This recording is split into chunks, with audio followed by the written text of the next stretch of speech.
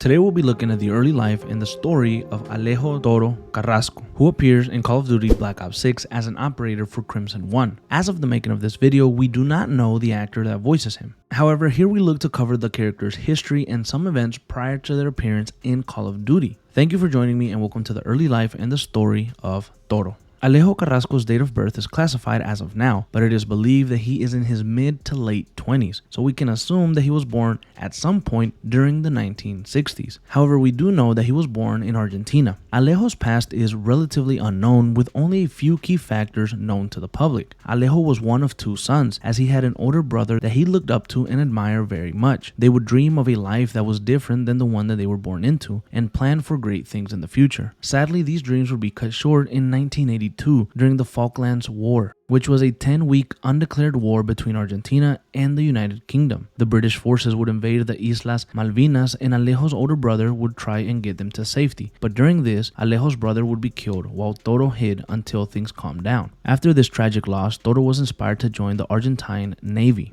Alejo would thrive in the Argentine Navy for a few years, but at times felt that he was being held back by the restrictions of the Navy. He felt that he could be doing more, and that those who do bad things deserve to be hunted down. Toro carried the death of his brother on his shoulder for many years, and part of him blamed himself for the tragedy. Eventually, Alejo's disillusion with the Navy grew so big that he left 4 years after initially joining. Toro would pursue a career in mercenary and contracting work, as he could do things more freely. He would mainly work in South and Central America, and in 1986, it is believed that his team was hired by Raul Menendez, and Toro would cross paths with the CIA during the infamous raid that got Josefina Menendez killed. Toro's relentlessness and reputation caught the eye of CIA double agent and Pantheon operator Jackson Kane, who flew Toro in from the Americas and brought him to the United States, offering him a position in Crimson 1, where he would hunt down the rogue CIA agents, which included Frank Woods. Toro and Kane's relationship would grow as Kane would take Toro under his wing, and Toro would see Kane as an older brother who he could learn from and improve. This was something that Toro had missed since the death of his brother many years earlier. However, Toro often bumps heads with his teammates, especially over his temper and his loud mouth. Toro is never one to shy away from an argument or a fight. He is constantly driven by a need to prove himself. And as of 1991, Toro is currently on assignment in Avalon, where he is on the hunt for Marshall and the rest of the CIA agents that Pantheon want gone.